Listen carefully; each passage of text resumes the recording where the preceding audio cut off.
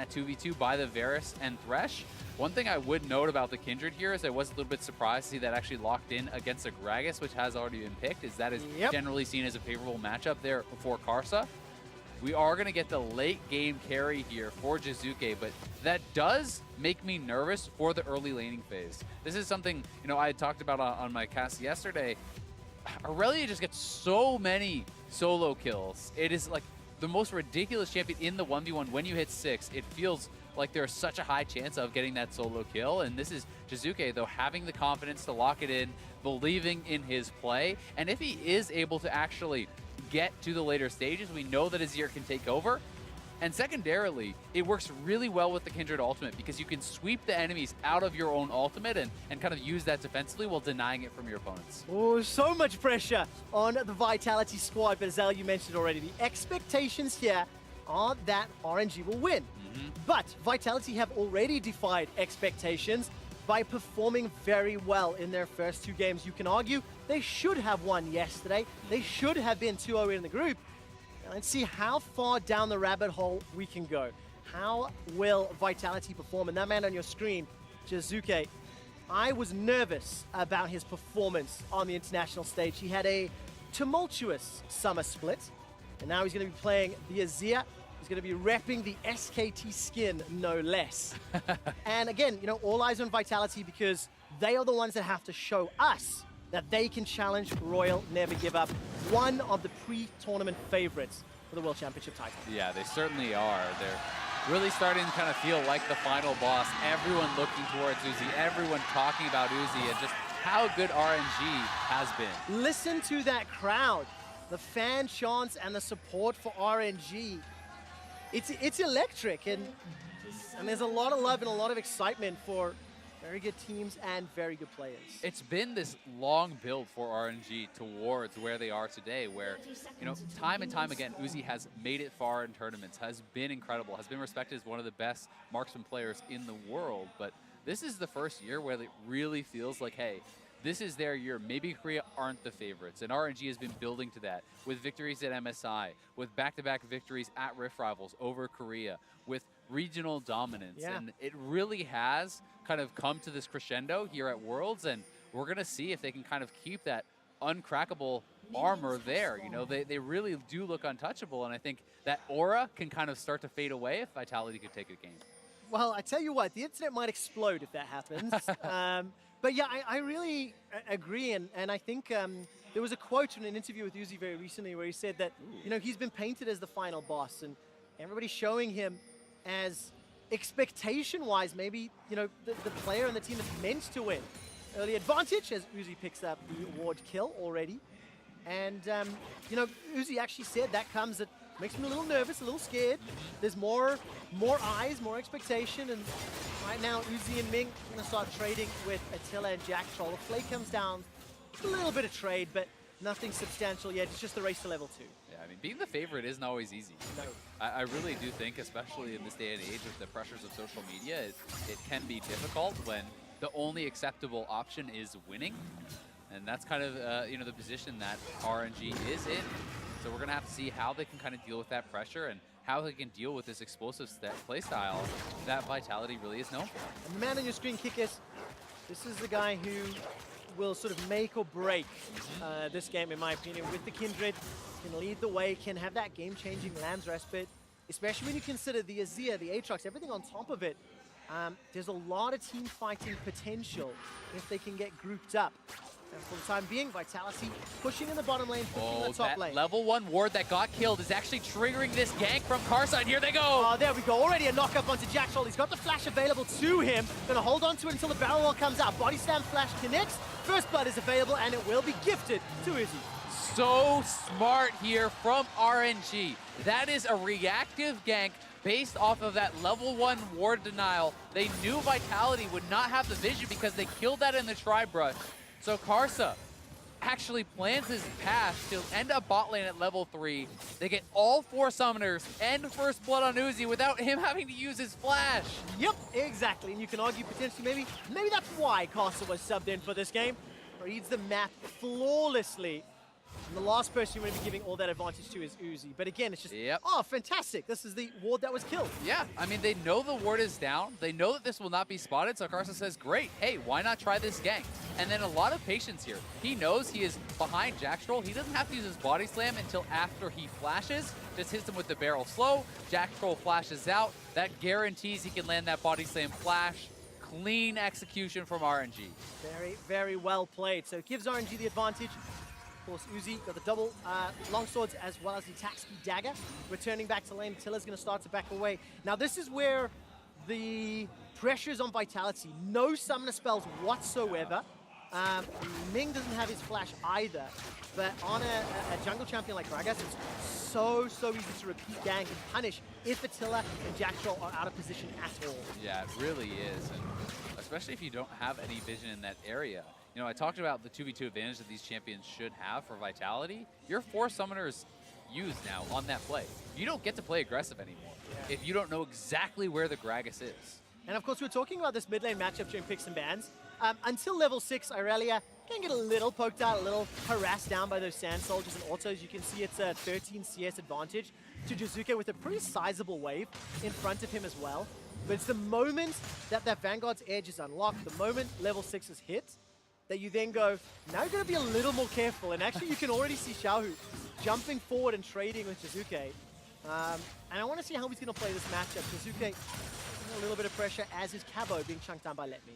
Yeah, but both the solo laners are playing quite well so far for Vitality. You mentioned the CS advantage there in the mid lane. Top lane is going quite well for Cabochard, and you know, a matchup that is somewhat debated which side has the favor, but most people would agree that it's tough for Aatrox to play aggressively into this, and you know, Cabochard has done well for himself. Yes, exactly. And we need to see whether or not he can unlock this matchup, because remember, Vitality opted into leaving the Urgot and the Aatrox open. Also, in pretty common bans, as we've seen throughout the tournament. So this will show his face top. The Infernal Chains will come down to stand by some time. Where is Wolf? Gonna chunk out Let Me, but no summoner spell used. Still, nice little play there from Kikis, and he didn't have to actually spend much time at all to make it happen. He does push back Let Me, and then he's looking towards the Gromp, but TP is coming back in here from Let Me, and I do think this is a very risky invade.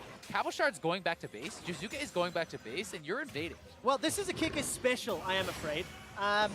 He does tend to go into the enemy jungle. Now, looking at vision and wards, RNG don't have a lot there. What needed in the bottom lane is Ming jumps in, gets chunked up. Jackstrol gets good damage down, but the Ignite was not thrown out, and Ming survives by the skin of his teeth. While that's happening, there's a skirmish being set up around the mid lane river as Karsa and Kikis looked like they were dueling over the Scuttle Crab. Instead, the focus is going to be Xiaohu. The Emperor's Divide sends Xiaohu backwards. He survives a few seconds longer. Now Kikis is running for his life. Karsa's trying to chase him down. A flash over the wall. Vitality get their first kill, and they've got a numbers advantage. Karsa's inside Vitality's jungle, and he needs Let Me to help him get out. Yeah, and he will be able to get out here. Kikis does not want to commit to that at very low health with the Urgot available. Karsa may just stay around here. Kikis doesn't have smite, so Karsa doesn't either. We'll see if this happens. All right, taking a look. Level 6. Oh, the ulti! That'd be so close.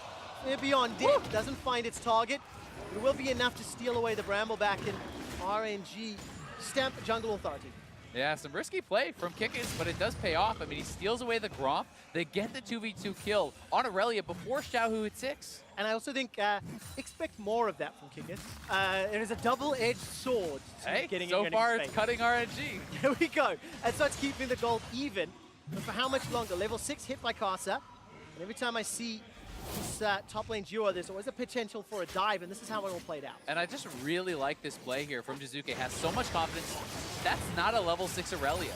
And Xiaohu is too far away from his jungler to be kind of clearing that pink ward here. And then this is just nice play from Kikis. You know Karsa doesn't have his flash from the bot lane gank, so flash over. When the backup comes from the top side, he just hops back over the wall once more. Wow, that's how Vitality got their first kill. It's how Jizuke maintains his 10 CS advantage. And for the time being, Uzi's plus 13, pretty much even as far as the top laners are concerned. We're against that 10-minute mark, and Vitality, once again, just playing a little bit forward. Look around the mid lane, just how much vision RNG have to play with.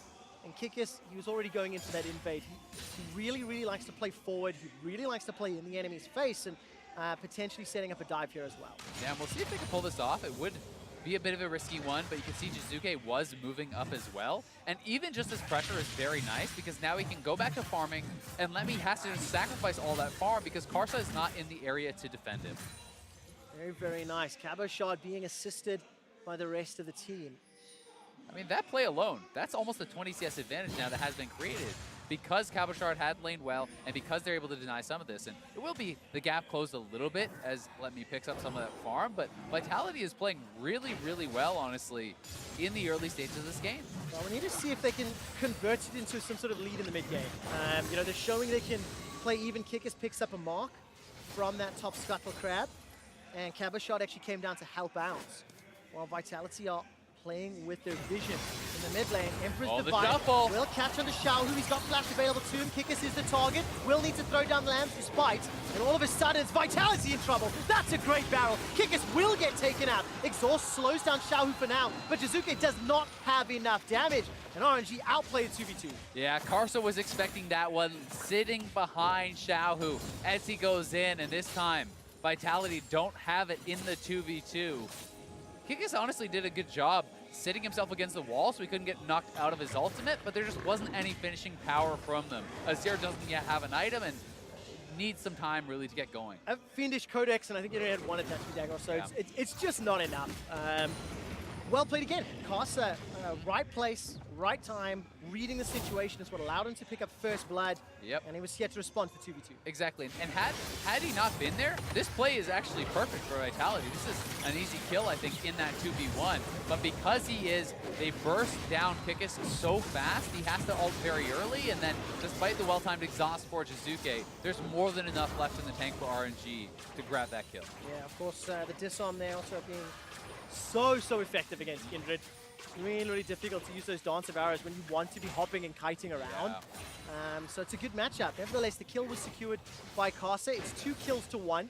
It is still an even gold game at 11 minutes. And the first big ticket item that's completed is the Stormraiser by Uzi in the bottom lane. And Attila's working his way towards that Blade of the Rune King. Yeah, and I mean, the nice thing for Vitality here is that while you could certainly say, well, Uzi's scaling up all this time, Azir is as well, right? Yes. And Azir is going to be very, very strong in the teamfight phase. The thing he has to be worried about is these two guys sitting in the brush because their engage is incredible, and Kikis might just face check this, and oh god, it's not where you want to be. He will. Kikis will go down, yet instantly blown up. There's a great stun onto Jizuke. Manages to shift those sands over the wall, but again, just good positioning, good decision-making from RNG.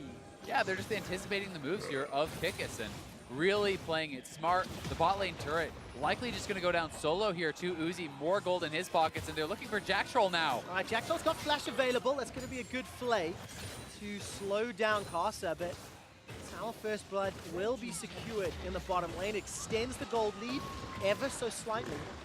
And what I really like about RNG's play and how they are playing out this laning phase, it feels like they really understand or really interpret what Vitality is going to do. They're well-researched, well-prepared, and then responding to in-game decision-making like that level 1 ward, for example. Yeah, I mean, they've just been really, really playing a solid game here. Vitality, has kept it fairly close for quite a long time, despite the fact that RNG, it's not really a poor RNG game by any means. Vitality just kind of has been mashing them. And this is still a game that Vitality certainly can win. They do have scaling, but again, it's about the engage from RNG. Ming and Karsa have such incredible and explosive engage that if Jizuke or Attila ever get caught and knocked in, you may not be able to save them unless Kikis is there with a key ultimate. So while we've got teams posturing for a potential fight, Uzi will get spotted out. RNG looking for an engage, and Karsa's coming up from the river. Now, important to note, Attila is not here, so yeah, if a Rift Herald fight were to break out, this will be a 4v5, and I don't know if this is the smartest decision for Vitality. They do back away. Yeah, I just think Vitality has no chance of fighting right now. You don't even have your Blade of the Rune King done, and Uzi already has his Stormraiser plus a Zeal on top of it, so Uzi is so much more powerful at this point in the game with that additional itemization. What do you want to see from Vitality? It's 1,000 gold. It's not insurmountable. There is scaling. There are tools on the side of Vitality. So how do you want them to play to get back in lead and look towards a win. I think you need to actually kind of protect Jizuke very well, try to get vision around the Azir so he can stay safe and farm in that mid lane. And then at the same time, you're going to have Kikis basically following around the map wherever Uzi goes, I think. Otherwise, Uzi is going to be knocking down turrets too quickly, and you're going to fall too much behind. But instead, they're going to try to make a counterplay on bot. Yeah, Kikis is going bot, obviously, because Caster showed top. Lamb's Respite is available if necessary. They're going to look to take down Let Me before throwing it down, and Cabo Shot will just concede passive instead of using the ultimate, so maybe that will pay dividends later. But now the tower's the focus. Yeah, that ultimate almost expired there. He might have actually died. It was really close, but really nicely done, and they will trade a tower, so this is good for them. And then it's just about, can they defend this turret? Because if you lose your mid turret this early, it becomes very dangerous for Azir, and Ming is ready to flank this. Nobody from Vitality's responded yet. Jizuke is holding onto the flash. He anticipated it. Look at the exit route from Jizuke. So it's 2 towers to 1, but Vitality get that extra kill. And the problem is, now Jizuke's lost his mid tower. That safe farming lane is not so safe anymore. Yeah, it really does become dangerous. This is a nice counterpunch, though, from Vitality. You know, this is your other option. You can try to play away from the strong member of RNG, and it looks like that was the decision here. Straight in onto Let Me. Let Me avoids a lot of that damage, but Cabochard and Kikis focus him down, and this ultimate is about to expire. That was actually really close. Close. Yeah. I trust in Cabochard. Timing, yeah. I trust in Cabochard. Had it been Kikis, I would have been a little more nervous. But it's like when you've got 2 save my life buttons or options, you need to make sure your communication is crisp and clear. Unfortunately, for Vitality, it was at the 15-minute mark. RNG extended their lead to 2,000 gold, 3 towers to 1, and they're just outplaying Vitality. They're in the right places, the right time, and they're making the right moves. So the pressure is now on Vitality to find those counter punches that you talked about, and get Jizuke and Attila to carry positions. They've got Nashes, they've got Blades, so the tools are at least unlocked for the next year. They certainly are, but Uzi's on 2 items, right? And this is what RNG does, I think, better than any other team in the world, is funnel gold into Uzi. This guy is such a team fight beast. They give him solo gold on towers. Anytime a kill is available that they can donate, you sure as hell going to see Uzi getting it. And that is what gets him to these positions where he's 1,700 gold ahead. It's not even like Attila has farmed poorly, right? So that is really, really the tough part for them to deal with. And I think, keeping Uzi down is such a difficult proposition for any team. And anybody in the world. Yeah. In fact, I mean, if you call it the pregame interview or the interview just before this game with Aframu, he actually didn't have words for how good Uzi is. He was like looking into a monster's face and terrified for his life. Nevertheless, it's up to Vitality and Attila to try and combat this Stormrazor's rapid fire cannon Tristana.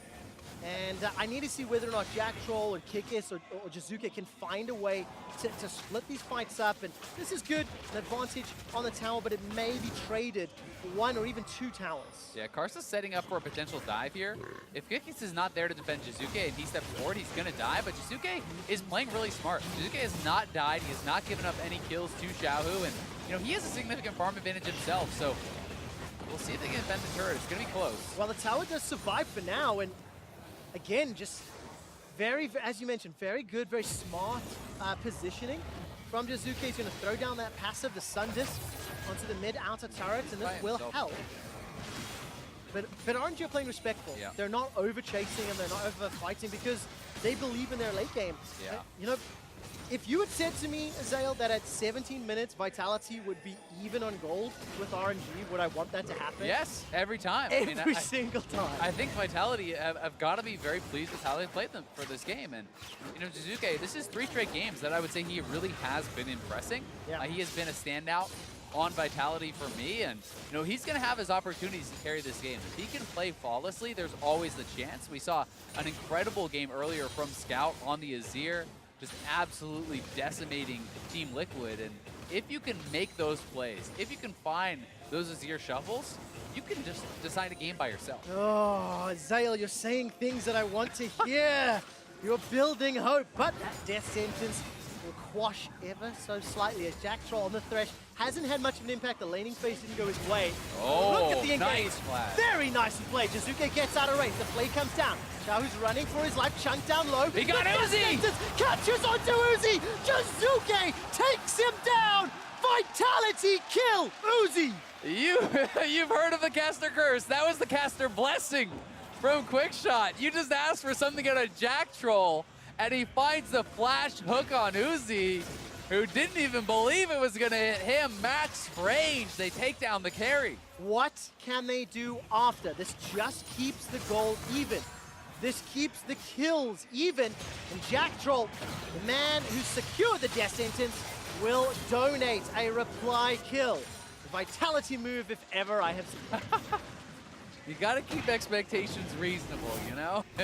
You win some, you lose some. And this one was a beautiful flash on the engage, and actually the shuffle out from Jizuke was even better. And then Jack Troll flashing, hooks around Xiaohu, catching Uzi, and they're able to just decimate him, taking him down, but Attila's in trouble. He is indeed. Fear beyond death, not even needed. Just let me instantly kills him. Caster secures a solo dragon. And RNG, they just keep showing they are 1 or 2 steps ahead, and this is still their game. Yeah, that War Machine just keeps on chugging. RNG just so strong throughout this tournament with Vitality. You know, this is Jizuke now on double spell pen. He has his Nashers. He's at quite a strong point in the game. If you look over on the side of RNG, there's really no magic resist being built up besides just this one Aegis. So, you know, he is at a really strong point, and his burst is going to be powerful. So let's turn our attention to the next phase of the game. We've crested 20 minutes. Baron comes up, and the 2 ways you can play this next phase, or 2 main ways, playing around Baron to win or playing around split push to win. You know, how do you expect this to play out? Because RNG have actually kind of ignored the Baron. They haven't needed it to win the games. Yeah, I think in this game, this is it's more of a Baron-style game. Okay. Yes, you can split push, but I think Aatrox can match and cut a wave clear against Xiaohu. But the turn from RNG off of Baron is so incredible with the Gragas and with the Rakan that you get vision around there. You're not looking to burn the Baron unless Vitality doesn't show up. And if they show up, you instantly turn and you try to get a kill. Well, let's see how they set it up, because RNG, they push deep into this northern quadrant. They've got deep vision as well. The fact that they got all the outer towers down allows them to, you know, make that move earlier if they so desire. And I think what we're going to see here from RNG is the third item will come through from Uzi, and then they will look for fights. When that IE is completed, he's going to be so hilariously ahead of Attila that it's like has to be a miracle fight from Jizuke, right? You know, he is just so strong at that point because he is over 2,000 gold ahead. Oh, there's so much tension building. You mentioned the lead that Uzi has. Caster and Ming, they've snuck their way into this red bush. Yeah. Red buff bush. Attila's got to be so careful. Like, anytime the Thresh is not right there with you, we saw Let Me solo kill him. Xiao can do it just as easy or easier. Yeah. Karsa plus anyone else can do that as well. So he's got to be so careful. And he is flashless because of that mid lane fight. So that's always something where you kind of have to track the follow-up. That initial flash was great from Ming, but those ultimates come back faster than the summons. Yeah, they really, really do. And Jack Troll playing on the edge of safety, just trying to push that vision out. As Vitality shoved this mid wave down. The last turret on the outer ring remaining is mid for Royal Never Give Up. And Vitality will get a little bit of time. Not too many auto attacks onto it. One of the things that's also going to be kind of tough here for Vitality is Kickus still is sitting on 1 mark. And you really do want to hit 4 before you're going into these mid-game team fights. That extra range makes it so much easier to maneuver. When you're going up against a long-range marksman like that of Uzi, and then all this engage where you kind of have to play that very line where you're almost in range of engage but not quite, it's so hard. You're like a 500 range marksman. It's really, really tough. Yes, it is. For Vitality, they need to try to find some opportunities. Jack Troll, no flash, remember? Dragon Power goes up, and look at the damage. Attila was untouched. I didn't even see the melting caster. Jack Troll gets a death sentence onto Let Me. All of Vitality collapse. So far, it's 1 for 1. Jizuke's the target. Emperor's Divide will not save his life. But look at Uzi. He's not even joined the fight yet. Manages to get one. Rocket jumps over the wall and Kickus dashes to his death. RNG decimate Vitality. And they've got control of the jungle. And that's going to be the Baron, very likely. We'll see. There's pings that were onto it. I don't know if they're going to go for it or not. No, they are. They're not going to try to 3-man it. Don't want to make the risky play here. They are still very much in control. So RNG able to come out top on that fight. And honestly, some little things kind of went wrong for Vitality that really could have changed the fight drastically. You know, the Urgot ultimate not being blocked. And now they are going to go back onto the ultimate zone. Make me eat my words. Costa's going to get there just in time. Waiting for him to close the gap. Cabochard may try to contest this. Let's see if he commits. Flash is available. No ultimate, no blast cone. It's going to be a bold move if he decides to go over the wall. Let's see if he decides. I'm holding my breath as Baron will go down, jumps into the pit, and RNG will secure. Jackdaw needs to get the lantern in, gets Cabochard out. Their sentence will find a target. Cabochard escapes with his life. Yeah, I like the try from Cabochard. Even if that's like a 5% chance, it's probably still worth the play. The initial fight here in this Acer Predator replay is going very well for Vitality, and you start to think, hey, they can actually win this fight. The ultimate is very well timed. As Let Me come through, someone needs to actually block for Jack Troll, but no one is standing in between the Urgot and that Thresh. So not only does that get him the kill, he flashes in, is able to land the Fear, and that is really changing the fight. So when Uzi arrives, there's not much chance. And you can see the Emperor's Divide used early on makes Jizuke like a fish in a barrel, and he just gets dove and blown up. So RNG take a significant lead in the game. They've been in control the entire time, but it's been a game of inches. Now with Baron, 2 dragons, kill advantage, 5,000 gold lead, 4,000 gold lead rather, and Infinity Edge completed for Uzi. Now it feels like this is RNG's time to shine. Yeah, I think this may have been the straw that broke the camel's back. It's going to take some magic out of Vitality now, because being that full IE ahead of your opponent, really having so much experience as well. He's up 2 levels, up a full item. He's going to have a ton of range on this Tristana, and will be looking for something. Vitality has to make plays. They know this, so they're going to try to get Let Me. All right, let's take a look. Let Me still got 2,000 HP to burn through. A flash used by Kickus. Let Me may win the 1v2. Lamb's Respite comes down and flashes out the pit. Let Me destroys Kickus. That was beautiful. That was incredible, and he's going to just scuttle away here. So well done by Let Me. Kickus was on top of him, thought he was safe, and now Jizuke trying to get some revenge. He is indeed. Emperor's Divide comes down. He threw down the flash as well, but it's at the expense of the base. Inhibitor number 1 falls. Inhibitor number 2 is the target, and RNG have a numbers advantage. How long will they stick around just to secure the inhib, and then they'll back away? This is an RNG that is serious about not dropping a game. You are not seeing them make any needless risks. They are always going for the high percentage play, and they are looking so damn good here. Let Me styling on him in the 1v2. I am grinning ear to ear because of how beautiful that was. Not only did he win the 1v2, but such a stylish finish on one of the best looking spells in the entire game. Oh, nicely done. Let Me, they've broken, with the help of RNG, broken open the base. It's 8k gold. Look, it's the result we were expecting, and RNG paid Vitality the respect. They played clean, they didn't overreach, but now they have all the tools they need to just finish this one out. And I think it is the result that we expected, but we're getting there in a different way. Vitality turned in, a very competitive early and kind of early mid game in this game, and really they had their options. They had their chances. Uzi, though, it always feels inevitable that he's going to get his farm, he's going to get his items, and if you don't make something special happen, I mean, he's at the point where he's 80 CS ahead now. He has so much gold in the bank, and you have to kill this guy at the start of the team fight or you have no chance. It's around 4,500 gold above Attila right now. That's Uzi, 3-1 and 0. The last remaining inhibitor turret is now the focus of Royal Never Give Up. Xiaohu is coasting into the mid lane. Kickus is already dead. No ultimate, no flash available. Emperor's Divide buys some time for Attila to take down Ming, but it's simply not enough. Cabochard's passive's been popped, and Let Me is being autoed by Attila, but there's not enough front line, there's not enough time, and Vitality will lose their last inhibitor turrets. Yeah, that's 3 inhibs, and this is probably going to be the death push here for RNG, looking to close it out and move to 3-0 in the groups. Wow, 4 versus 3, not going to do it just yet. Okay. Azale, you mentioned it. This is the last game of the first round robin for both RNG and Vitality. This Group B will conclude not tomorrow, the day after. We'll have a whole day of Group B games.